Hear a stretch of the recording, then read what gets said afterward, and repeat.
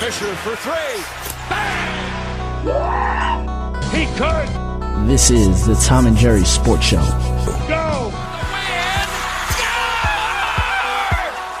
Oh! Shoots and scores! What a play by Tavares! No! Wait! You're listening to a Tom and Jerry Sports Show podcast. We had a interesting weekend. It's the first weekend of NBA playoffs and even the NHL playoffs. Yeah, you get a little double mix of both. Yeah, and I mean, with me, I get more excited for the NHL playoffs because it's just more exciting. Mm-hmm. And you know, we've been talking about the NBA pretty much the whole year, and saying how like bad the sport is just right now. Yeah, just where the competition level is. Although, you know, we have the Hawks beating the Pacers in Game 1. Yeah, that series is going to go, you know, pretty close the whole series, just because of how bad the Indiana Pacers have been playing the last month or two. It really looks like they burnt themselves out in the regular season, especially Roy Hibbert. I mean, he's been nowhere, it seems. I know, and other than Paul George, that's their best player. And, you know, going into the playoffs, you know, you would think, oh, you know, they got a solid team. Mm-hmm. You know, they're the number one seed. You got one of the best big men in the league. You got one of the best players in the league. Why are they falling apart like this? And I don't know. It's just it kind of like kicked in with them like just recently, and they just went on. I think that at one point they were on a 6-game losing streak or something like that. Yeah, and Miami kind of just went along with the pace throughout the regular season. You know, resting guys when they they also look at them. They ended up a game back only. Yeah, and they're in a much better position now than really at any point, because they have to be feeling great of how, you know, what the Pacers are looking like right now, and the rest of their competition, because I honestly, I thought the Pacers would be able to beat Miami, but I mean, the way that Indiana's playing, I mean, they may not even beat the Hawks. So I don't know. It's weird, you know. The Bobcats even gave you know the Heat a nice little run for their money, but the reason why the Bobcats kind of stayed in there is because of that's their type of how they play. Yeah, and they don't turn the ball over. Yeah, Miami feeds off of that. Mm-hmm. Miami's all about turnovers, and that's what kickstarts them into those 15-0 runs, 10-0 runs, or whatever. And the Bobcats are, you know, the perfect game plan to play the Heat. It's just the talent is not there. Yeah. But they stop the fast break. They don't turn the ball over, and they force turnovers. So, you know, it's a very dangerous matchup for the Heat. I just think the Heat are just too good in general. Yeah, and right now the only team that I can see beating the Heat is Brooklyn. Yeah, and that's only because Brooklyn beat them 5 times in the season. Yeah. So, I mean, that would be an interesting series. I would love to see that series. That's, you know, could be shaping up to the Eastern Conference Finals. Yeah, with the way Indiana's been going. So you don't know what happened. You know, you would have to guess that Indiana's going to get past Atlanta. Yeah, I mean, at least get past Atlanta. Because, you know, as we said, in basketball it's much different. Obviously, with the 7-game series, you know, it's not the NFL where it's just one and done. So, you know, the Hawks still have to beat the Pacers 3 other times, so it's going to be challenging. But, you know, and in the West, it's a totally different story. I mean, this is kind of like the NCAA tournament, like how it's so up for grabs, this conference. I mean, you would have to put San Antonio at, like, the top there, but San Antonio is getting played hard by, you know, Dallas. So, you know, you don't know what's going to happen, you know, with this conference. OKC, no matter how far they go, they will never, ever beat the Heat. Mm-hmm. Never. And, you know, as good as the Thunder is, it's not going to happen. Just the way that game plans and the way that they play, they match up, you know, right into the hands of Miami. Yeah, exactly. You know, you got no big men. The Thunder is, you know, they turn the ball over way too much. You know, especially Westbrook. Mm-hmm. So, you know, and that's just feeding right into you know, Miami. So, And I mean, we obviously saw that last year. Yeah. Or 2 years ago with the first Miami championship, and they, believe, won 4-1 in the series. And yeah, it's the perfect matchup for Miami. Like I said, they have no big men capable of like doing like a Roy Hibbert or something, scoring down low, because Perkins he has to be one of the worst NBA players. He's one of the defensive minded, centers. He's not the greatest offensive center. So that kind of favors, that goes with Miami. You can put LeBron on KD, have a matchup with that. And KD cannot guard LeBron. Exactly. He can't. And I've always said this, that Durant will never win a championship as long as LeBron is in the league. Just because of, no matter how good Durant is offensively, he just can't guard LeBron. It's going to be kind of like the Patrick Ewing thing, just a great player, but never able to beat Michael Jordan. Not that many people could, but, it could be like that in the mid-'90s where, all these great teams like the Barkley teams, the Ewings, they're just never able to beat the greatest in what was Michael Jordan. And, I mean, if we see anything where, like last year, the first championship where in the finals or conference finals, LeBron kind of just goes LeBron. Yeah. Who can stop it, Not many. And I've always said, when he's hitting his mid and long range shots, you're just might as well just chalk it up as a loss. Exactly. Because you expect him to drive the lane, to get the N1s. You want him to put take up the jump shots. That's exactly what you want him to take those jump shots. And when he's making those jump shots, you're gonna have a tough time. Especially the 3-pointers. And then the same thing goes with Chris Bosh.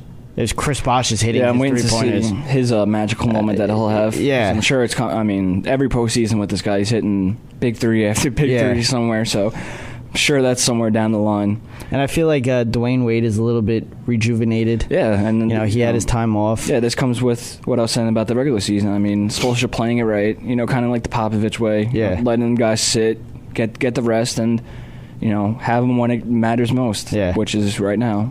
And I think Toronto's going to lose. Yeah. I think that series 4-1. might go 4-1. Yeah, exactly. That's what I was just about to say. I think Brooklyn's going to take that. The rest of that, I do think I'm hoping that Indiana can at least beat Atlanta. I mean, let's be serious now. Let's at least give the Heat some competition. Yeah. Washington and Chicago. Yes. I mean, we both picked Chicago, and Washington comes out of the gates very strong with a Game 1 win in Chicago. Yeah, and I mean, Washington actually has a decent team. I mean, if you kind of just look at the big picture for them. John Wall, Bradley Beal, guys like that. It's just and they playing very well. Yeah, and Chicago's. I don't know. I can't put them. They're missing that one piece always. Yeah. And that's how it's been for, the past 4 or 5 years, even with Derrick Rose. Yeah. They're still missing that, I hate to say it, but like that Melo type player. Yeah, well. I think it would just be so perfect if Melo would go to Chicago. Yeah. It's for that exact reason, that score. And I mean, everyone says defense, but if he goes he's going to play defense. You don't play under Thibodeau and not play defense. Exactly. And second of all, that's not what they're going to sign him for. They're going to sign him to be the first scorer, that they have. The first, legitimate, give him the ball, and he can get you 2 or 3 points. Yeah. So, I think that would be, you could put Chicago right in the Eastern Conference Finals. Yeah, definitely. With that, so. Definitely. But, for now, they are definitely lacking that, that go-to guy, I guess you could say. I mean, you would expect Derrick Rose to be that kind of guy. Yeah. But at the same time, he is also the point guard too. Yeah, he's not. It's tough. Yeah. But in the Western Conference, you have Portland and Houston. All these series are actually really good in the West. I don't want to say watch the full games, but I didn't watch. Watch some of them, and the Western Conference games are definitely, will keep your interest more. See, I like. out of these teams, I love Portland. Yeah. Just because of LaMarcus Aldridge. And LaMarcus we saw Aldridge, that. yeah. I think he put, 48? Yeah, 48 and 16 or something. I think it was 18 rebounds. So, I mean, and I think he fouled out, too, in overtime.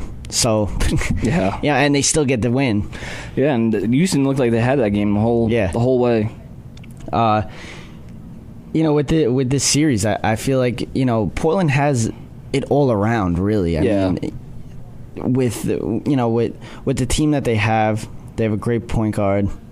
You have a good power forward, one of the best in the league. Yeah. Very underrated. Oh, very underrated. Yes. And, I mean, Houston just wasn't hitting their shots. James Harden wasn't James Harden, really, in this game.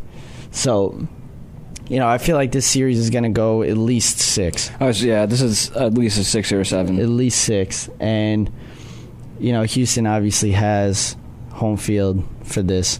So you don't know what's going to happen with this series, but I feel like Portland's going to take it. Yeah, I would agree with that, and I mean, taking game 1 is a very big step in that, especially on the road. Because you know what's going to happen in these, especially when you're playing Houston. It's going to be the hack of Dwight. Yeah. So that's going to come, and I think it helped out in this game too. So you know it's going to come, and it's going to hurt Houston. Because now you have to either keep him on the court and have to deal with this, and he has to hit his free throws. Or put a sheik in. Or take him out and have him out for the last, 5-6 minutes. Take out the best, one of the best defensive players in the Exactly. league. So, it's a very tough situation. And assuming he's probably, I don't know if he would be guarding Aldridge or not because of Robin Lopez. Yeah, I don't know how they were playing. I didn't really watch. But I mean, either way, that much Aldridge will probably be in that area. So you want Dwight out there. It's basically what we're getting at. And exactly. And I saw a couple shady moments with Jeremy Lin. A couple turnovers late when the game was getting close. He's big on that. Yeah, not being able to handle the big moment it looked like. So, it'll be interesting to see how that plays out. Yeah, and then you got the Golden State. This is going to be a good one, yeah. Clippers series.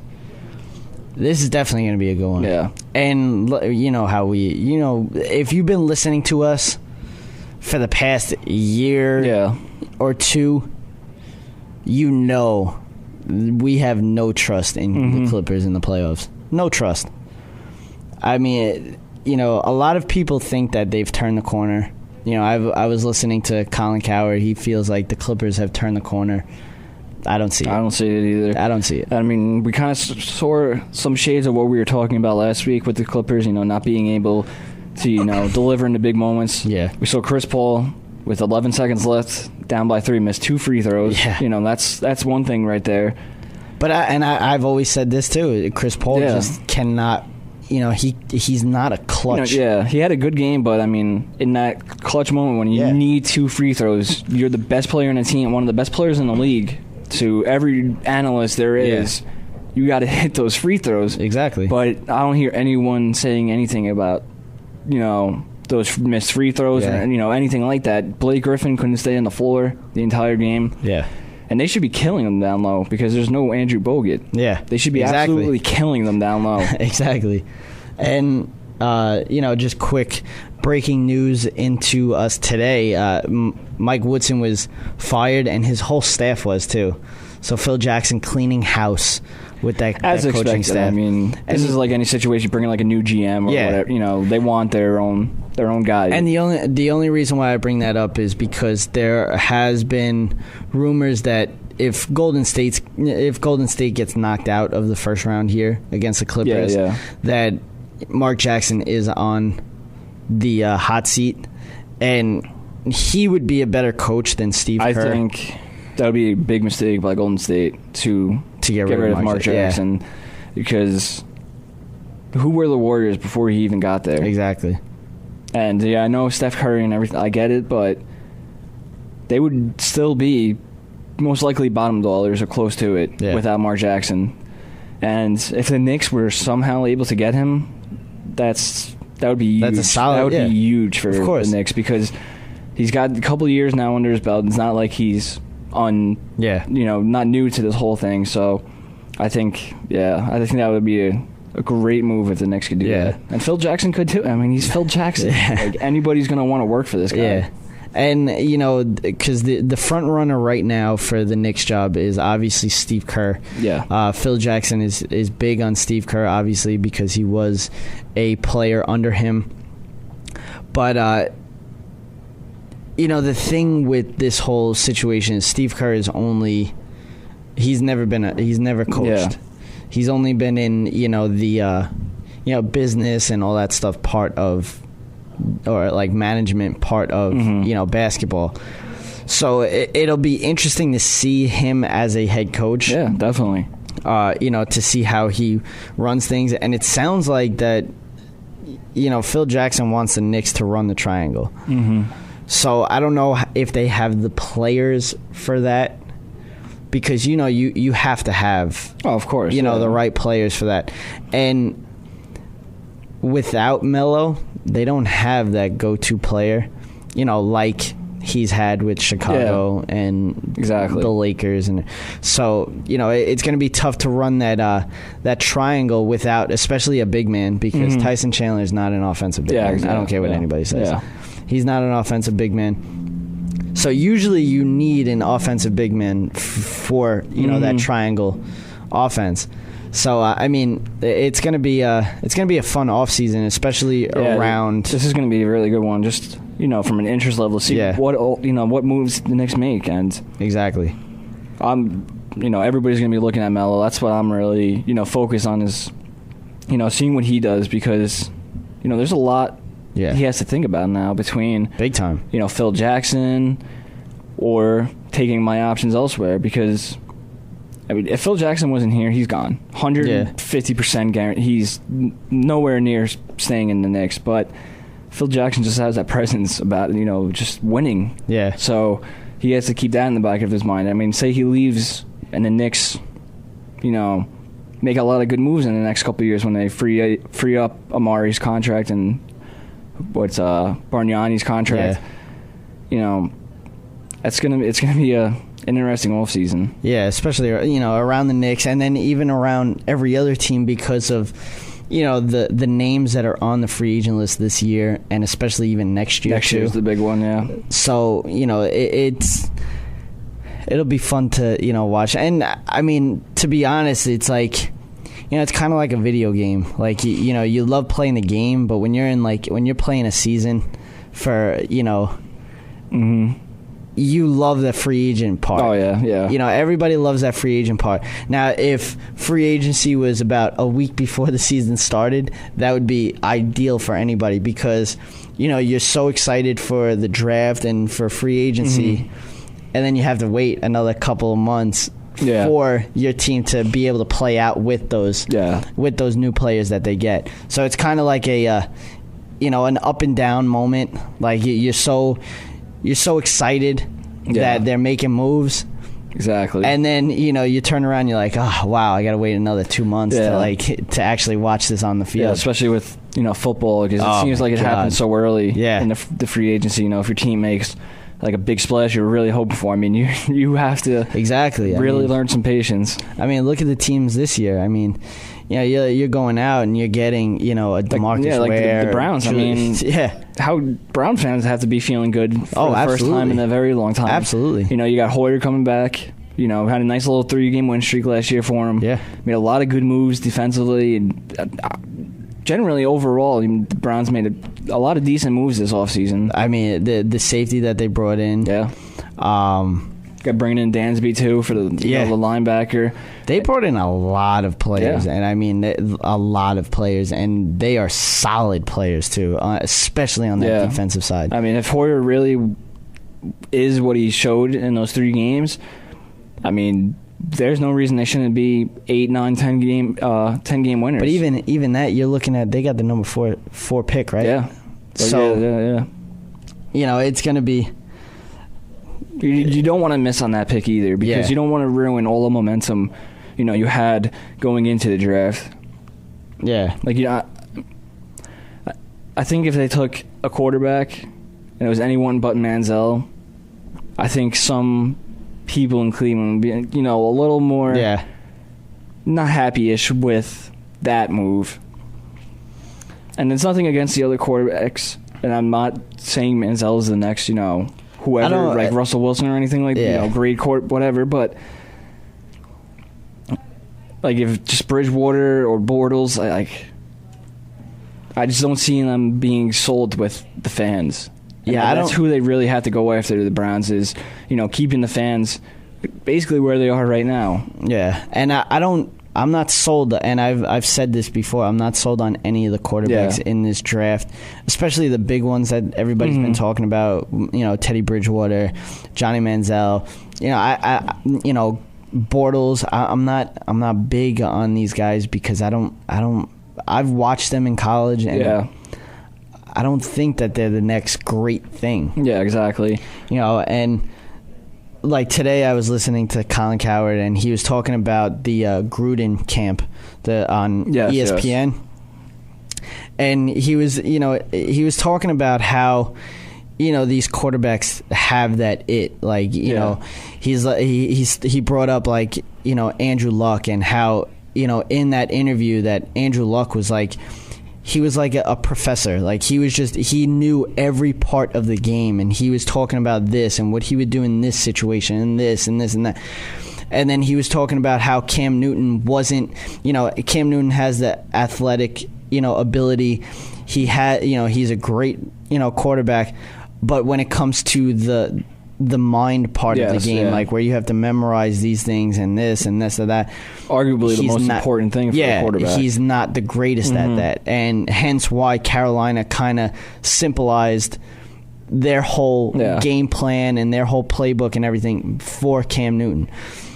But then John Gruden this past week had Teddy Bridgewater on, and he kind of played like a snippet of it, and Colin was like, when you're interviewing someone, you want the interview to carry on, and that takes two parts. It has to take the interviewer's part and the guy that's getting the interview, and you just bounce off of each other. Because John Gruden's there to get whatever he can. Oh yeah, no, he's barking at him. Yeah, it's pretty much, he's giving him what every other team that's going to be looking at him is going to ask him, and to find out all these information about him, what he would do in this situation, what he would do off the field, what he would do, like stuff like that. And John Gruden's good with that, where he'll tell you exactly what you're doing wrong, and he'll tell you exactly what you're doing right. And and it's not even really that big of a deal, but he was saying how Teddy Bridgewater wasn't very talkative. John Gruden would be like, this game against so and so, and the throw that you made, and he's like, yes sir, yes sir, yes sir. That's like one of those like kind of answers and everything. And Colin was like, out of a quarterback, you expect more. You expect for him to be able to talk, speak his mind. You expect him to lead your team. You want it vocal. Yeah, exactly. And he's like, that you didn't see that with him. And Teddy Bridgewater hasn't, and it's not the only question mark with him, is that he's not very talkative, but also he had a very bad pro day. Yeah. He's been working out for other teams. He's not doing that well. So, from a guy that, towards the end of the season, they were talking about him being the number one pick. Not anymore. No. I could see him slipping out of the top 10. Yeah. It's funny how, all these interviews and kind of like pro day things really affect your draft status as much as they do, and not real play on the field. Not that Bridgewater was knocking things out of the park, on the field or anything. Like he's a good quarterback. Yeah. But it's as you said, you want vocal, you want leadership, you want talkative, you want commanding from a quarterback. Exactly. and that's going to scare a lot of the teams. Exactly. From taking Bridgewater is because if he's not talkative, then in the big moments when you need him most, is he going to just shy away? Exactly. So that's the one position you don't want to shy away. See, and like I was agreeing with Colin because he was like, you expect that from a cornerback. You expect that from a safety. You expect that from maybe like an offensive lineman or something like that. Yeah, he's like, but middle linebacker, I want him to be talking. Yes, yeah. Quarterback, I want him to be talking. Running back, or a big wide receiver, center, something like that. Yeah. He's like, I want him to be able to, lead this team. And Teddy Bridgewater didn't have that. Yeah, and that's a big intangible. That's a very makes people think about his character and how he would be in that big moment. Yeah, and for the average person watching that interview, they would be like, oh, it's whatever. Mm-hmm. But when you start thinking about how football's background and everything, what happens behind the scenes, that's something that's big. No, exactly. Yeah, there's so much that should be on a quarterback's mind that, like Andrew Luck, you're saying that he was saying this and that, and never running out of stuff to say. That's how every quarterback should be. There should always be something in the back of a quarterback's mind that question stuff. That should always be there, and exactly. Wanting to get better. Wanting to make everyone around you better. Those are the kind of things that you want to see. Absolutely. And the draft is big right now. I mean, right now in the top 32, like in Scouts Incorporated or in company, whatever it is. Well, yeah, I think it is Incorporated. I don't know. Their top 32, they have Teddy Bridgewater at 15. Wow, yeah. Which I can see that. I mean, they have Johnny Manziel at 16. But, that might be good for Bridgewater, is to kind of fall to the mid-rounder because, you're going to a more solidified team, you could say. Probably a better run organization than, say, like a Jacksonville or even Cleveland. Yes, we're saying they're making good moves, but they're still the Cleveland Browns. Yeah. Say if they go to a team, like the Giants, Patriots, Ravens, Packers, all these teams that have been consistent, same front office, same, leadership and just a and good have a team. Set quarterback that he can sit behind. Yeah. See, like these quarterbacks, I feel like they can use a year or two behind a veteran quarterback because just look at Ryan Mallett. I mean, people are still. He hasn't played football in 4 years, probably. Yeah. And people want him just because of he's sitting behind Tom Brady. He's sitting behind Brady. Yeah. So it's like nowadays, people get spoiled nowadays because of these rookies that are coming out. I mean, you're looking at Andrew Luck, Cam Newton, guys like that are coming out and boom, they're a top player in the league. These guys are pretty much like these quarterbacks need time. Are how it used to be. Yeah, you could tell. Where they needed time on the bench. And, they need that mental time to think about the game instead of playing the game. They need to see how fast the game is first rather than actually being out there and seeing how fast the game is. And seeing how another veteran quarterback decides to, do certain things in those certain situations. And then after each drive, as you always see, the backup quarterback and the starting quarterback, flipping the playbook and everything, that helps endlessly. They have the play calling in their ear also. They're listening to every play call. And I've even seen, who was it? It was a backup quarterback. It might have been for the Cowboys. I'm trying to think. I don't think it was, though. I forget what quarterback it was. But he was sitting there by himself, and he was calling out the play. So, he would sit there, have it in his ear, and then he would call it out like he would do in a huddle. Yeah. So, so he can get that kind of, verbal kind of thing. So, I mean, that's a great way of doing things also. Yeah, and, that also just reminded me of something, with Bridgewater is not being vocal, you need to scream that play. Oh, absolutely. You need to make sure you have every single person in that huddle on the same page, same play. You got to scream it, and you got to make eye contact. Make sure everybody knows what's going on. That's just, that comes back to the whole nother, soft, spoken, quiet. Nobody needs that in a quarterback. Nobody. You very rarely see that with a quarterback now. Yeah. And you don't want to see that. You don't want to see a guy being quiet as a quarterback. That like as a teammate, that's scary. Yeah. You want a quarterback. Like, you have guys that are quiet off the field, not getting in trouble or, saying much or anything like that, but every single starting quarterback in this league gets in their teammates' faces in that huddle, lets them know what's going on and what the play is. Absolutely. Every quarterback, you'll see, doesn't matter. After every game, every quarterback has no voice. You always see, that's what you want. Exactly. And so right now, I think we're going right now at Jadeveon Clowney as number one.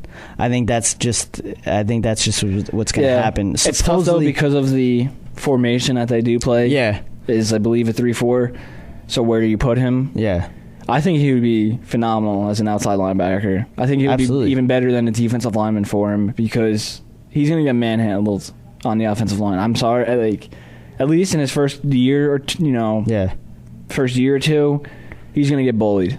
And if for some reason he gets double teamed, he's going to have no chance. He got double teamed in college and did nothing. What is he going to do in the NFL?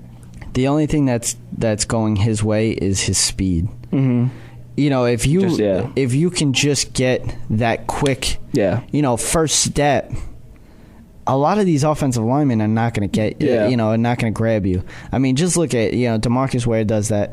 He uses his speed, but he also uses his strength as well. This guy's a big dude, though. Yeah, he's a big dude. Has like the like a Robert Mathis approach, kind of like taking like a low angle. Finesse, I think that'll work wonders for him because he's not going to just straight up overpower. I get he's like 270, but these offensive linemen can literally move trees probably. So, if he takes like the finesse kind of works on an angle kind of thing, I think that'll be better for him. It also helps that you have J.J. Watt on the other side. But I do think he's going to be number one just because I did hear a rumor that Houston told him that he was going to be the number one. It was denied, of course, but you don't know exactly what. But I just feel like he's going to be the number one. No, the draft would have happened under the old way, right? Yeah, I think it would have been probably coming up this weekend. Yeah, when is it actually? I know it's in May, isn't it? I believe so. Let's see. So I was just sitting here thinking, like, May 8th. Didn't the draft already happen? May 8th. It's usually around April. Yeah. Middle of April-ish. Yeah. It's usually like the 18th or so. But it's May 8th to the 10th. So, I don't really like the new whole like format for the draft. We talked about now it's like nighttime and they're trying to just have football all year. Yeah, that's basically what this move was. And they want a whole month. They want every month to have something to do with football. Exactly. You had this month you had free agency. Yep. Next month you'll have the draft. Last month you had this or that. It's been draft things and they've just been throwing draft stuff in our face since basically the end of the season. Anything Manziel or Clowney related, they're throwing at us. So right now I'll go with the top 10. You have Jadeveon Clowney, Greg Robinson, Khalil Mack, Sammy Watkins, Jake Matthews, Taylor Lewan, Mike Evans, C.J. Mosley, Blake Bortles, Aaron Donald. I really wish Mike Evans hasn't rose as much as he did. Yeah. I kind of wanted him to be there for the Ravens, but he's not going to be there. Nah.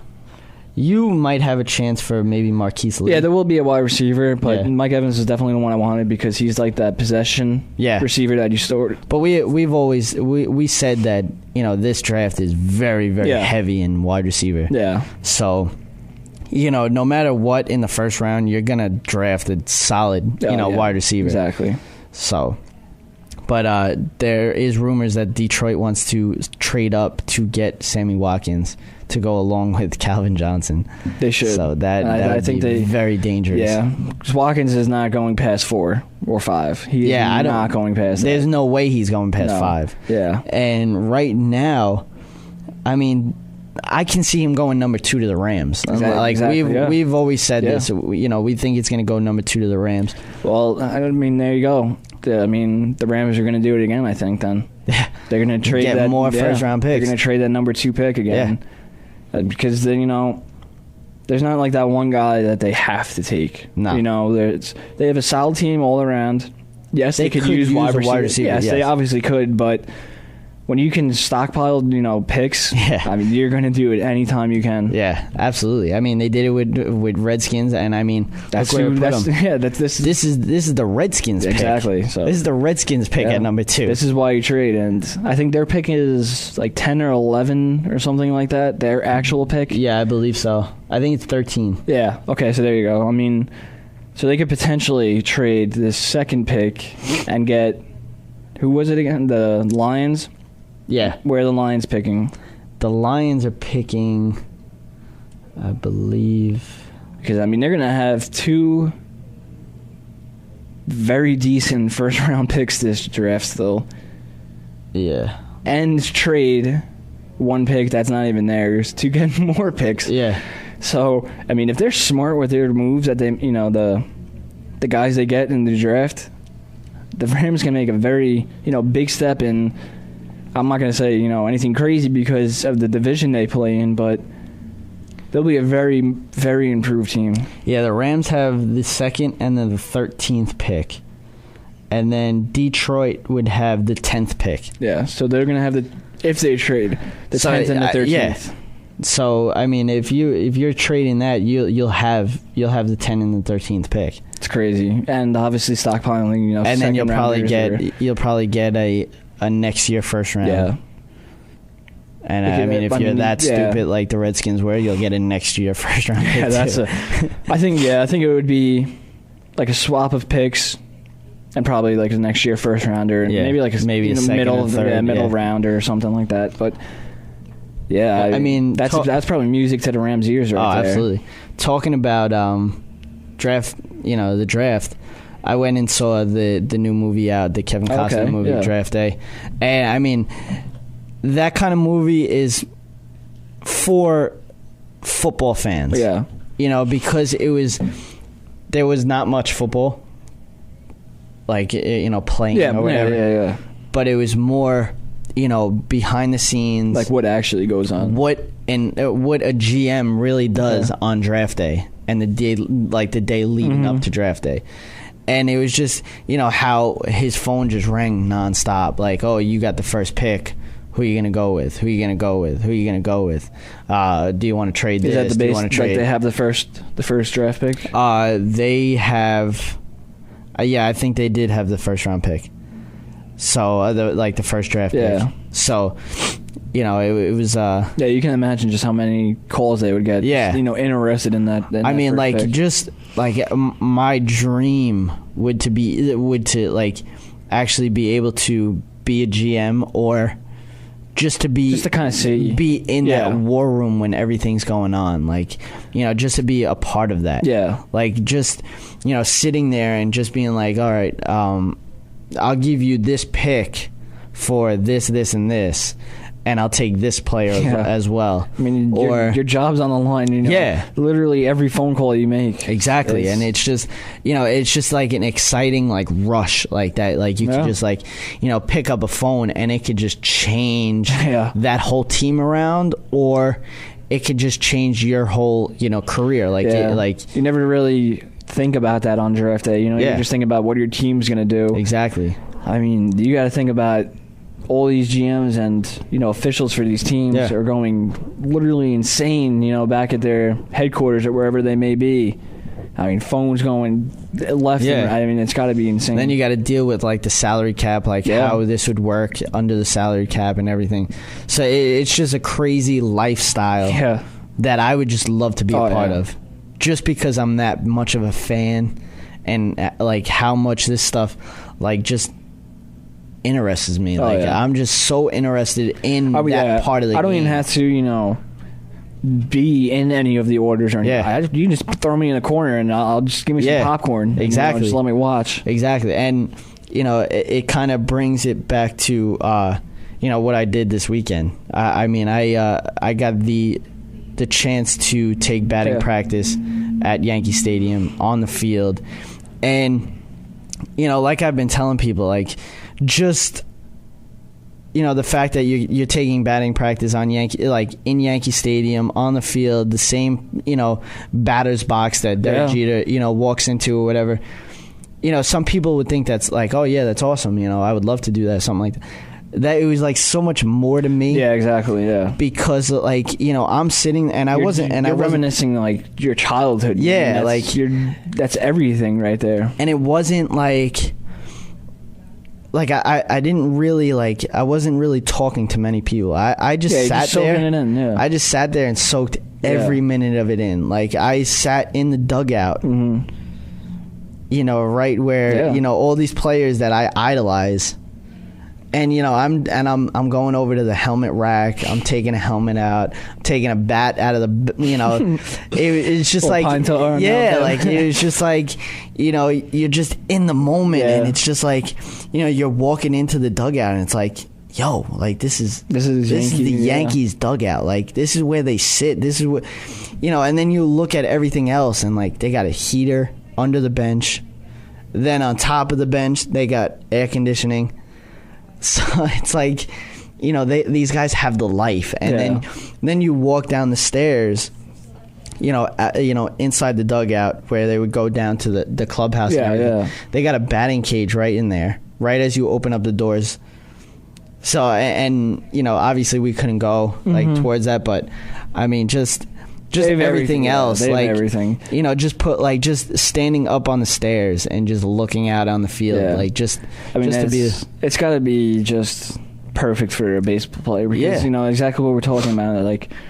Just being on that field, would make you feel like a kid again. Yeah, and that's how it's got to feel every day for these baseball players. Absolutely. I mean, that's a dream come true for anyone. Yeah. I mean, you're just you're feeling like a kid yet you're getting paid millions of dollars.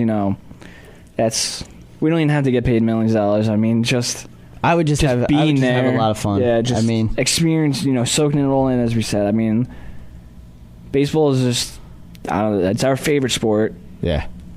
And there's just something about it. Just being there, it's exactly where your favorite players are and everything like that. Just feeling like a kid again. All your worries gone. That's what sports is. Yeah. But, since we're talking about baseball, we might as well get into, a few baseball news. It's not looking like a good DL movement for Ivan Nova. It sort of looks like he'll be getting Tommy John surgery, which is not good for the Yankees. So we'll see who takes that spot in the rotation. But everybody, just their fourth and fifth pitchers are their best pitchers in their rotation. Yeah. When it comes to Pineda and Tanaka, Tanaka won't be down there for long. No, absolutely not. And Tanaka with the strikeouts. I think he has 25 or 28 or something like that. Yeah, 28 in his first 2 starts. Was it 3 starts? 3. Yeah, 3 starts. So he already broke the record. The rookie record that Al Leiter held for the Yankees. So it's just... I think some of that has to do with not no one really knowing him. Yeah. How a lot of this... same thing with, rookie hitters like a Puig coming in. You don't know where his spots are. I think... I'm not saying, he's not good or he's in, not what they expected him to be. But I do think... when teams kind of, get more film on him, more dependencies, things that he does on the mound, maybe tips his pitches or something, anything teams can catch on to. I do think his numbers will go up in terms of, ERA and stuff. His strikeouts will go down. Yeah. But he is a very good pitcher, and he's everything that they thought he was going to be. Absolutely. Then you got the Orioles, who are playing, what is it, more like 500 ball? Yeah, just maybe a game under. Yeah, hanging right around 500. I think the game last night put us back one game under. Yeah, and that was a bad loss. Yes, just being up 5-0 to the Red Sox, and then having the strongest part of our team, supposedly, with the bullpen, but. It's a 162-game season. As of right now, they're in the bottom of the sixth. Baltimore's up 6-3 on Boston. The reason why they're playing a day game is because it's Patriots Day, and it is also the Boston Marathon. And obviously, I think everybody knows what happened last year at the Boston Marathon. I think sometime last week was the 1-year anniversary of it. Yeah, it was the last time we were here, actually. Yeah, last Tuesday.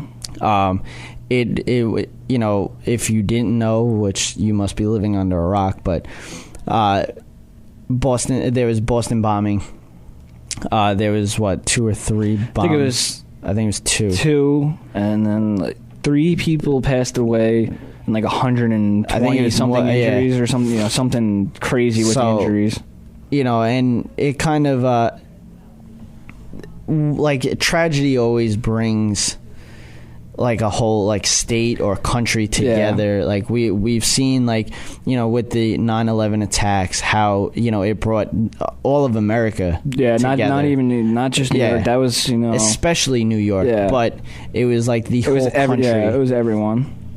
This was more so Boston and the whole state of Massachusetts kind of coming together. Yeah. And everybody else obviously because of the heinous attack how this was, and just wanting to be there for exactly. It doesn't matter skin color, if you hate people and something like this, you just want to help people. Exactly. You just want to do anything you can for people that have gotten hurt or were a part of it.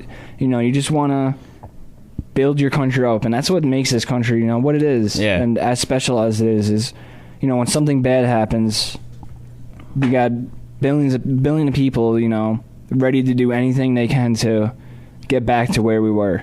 Absolutely.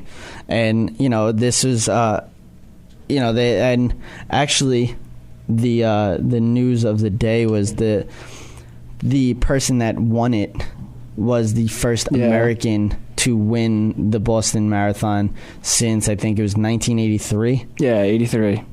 So I mean, that's just it's kind of weird how that works out. Last year there was such a heinous bombing attack, and it brought everybody together in America. Yeah. And then all of a sudden the next year for the Boston Marathon, it's the first American to win. Yeah, that goes exactly to our point of, being able to overcome tragedy, 20-something years, and an American just comes up and does it. Just the fact that we can bring back the Boston Marathon. Yeah.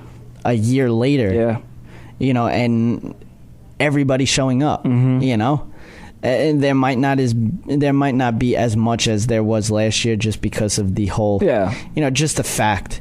But, just the fact that we have it again this year is just an awesome. Yeah, and I think they said something like double the people entered or double the people, were rallying at the, I guess you could say, location of the marathon. So, that in itself also says, how strong we are, how not scared we are. Absolutely. And how proud we are that, more than double the people showed up from last year, even though, the bomb went off, you think it would scare people, but not here, We take pride in everything we do. We take pride in our country, so, everybody showed up, and that's how we do things here. Absolutely. And, quick, we want to get into the NHL playoffs. Like we said with the NBA playoffs, this was the first weekend. And we're through, most of the series are through 2 games. Yes. The only series that's actually past 2 games is the Montreal-Tampa Bay series, which was a controversial call that ended up, Tampa Bay losing by 1 with a goal that they should have, counted. But Montreal takes the lead in that 3-0. Yeah. We could say everything like you just said about the Lightning, but they messed up the first 2 games to begin with. So, I'm not saying you shouldn't. Every call should be made right, especially in the playoffs. Especially when you have replay. But it's not like they haven't had their chances. So, I'm just saying that. Tonight we have Game 3 of the Pittsburgh Columbus series. That's actually a very good one. Yeah, that's tied 1-1. We actually thought it wasn't going to be as close. Yeah. Also, we have the Colorado-Minnesota series that's tied. That is going to Game 3. I surprisingly found myself rooting a lot for Colorado. Absolutely. Especially McKinnon. I mean, oh my gosh, he does not look 18 out there. Then our favorite series, Game 3 is tonight, 8:30. St. Louis Blues and Chicago Blackhawks. If you're not watching that series, I don't know what you're watching. Exactly. This series is just everything. Yes. In one. That series is 2-0 St. Louis. Both games going into overtime. The first game going into triple overtime. Then later tonight, you have the Anaheim Ducks against the Dallas Stars. Anaheim's up 2-0. So the hockey playoffs have been great, as we thought they would be. Yeah. We did the show last week. They've been everything we expected, probably even more, especially with the St. Louis series. I mean, we did say that was going to be our favorite one, probably the best one, but I mean, this is even exceeding our expectations with the overtime and just how and just even the physicality of this series. Also, we have Boston-Detroit that's tied 1-1. Their third game will be Tuesday. Yeah, that's a very good series too. Just the history alone of these two teams. Then you got the Rangers and Philly tied 1-1. Good job, Philly. Game 3 will be on Tuesday as well. Scare me a little bit with a 2-0 goal deficit. And like this series is just, you would want to watch this series just because of the amount of hate in this series. Oh yeah, and you know it's going to be physical, and it already has been. Yeah. But then also you got the San Jose Sharks and LA Kings. Their Game 3 will most likely be Tuesday as well. And this series is just a shock in everything. I mean, San Jose is known for not doing well in the playoffs. Yes. No matter how good they are, they don't do well in the playoffs. And they're going up against probably the best goalie in the league. Yeah. They took him out, They've already put 5 goals up on him or 6 goals up on him in the first game and 7 goals up on him in the second game. But they took him, I think, after the third or fourth goal in the second game. They took him out. Oh, I know. I mean, so it is very surprising, as we said, because, we kind of thought the same thing would happen. Just continue the trend of, not living up to the regular season like the Sharks have done in the past. But I mean, they're doing everything they've been doing all year. Yeah. And, just keeping it going. I mean, if you can get to Jonathan Quick's head, which they have, I mean, they're looking very, very good at locking up this one. Absolutely. In the series. So that is pretty much, we'll get more into these games on our All Noise Radio show, and we'll get more into a lot of other things, especially the NBA playoffs as well, and what's going on in baseball, really. But that will do it for the podcast. I'm Jerry. And I'm Tom. Be breezy. Thanks for listening to another episode of The Tom and Jerry Show.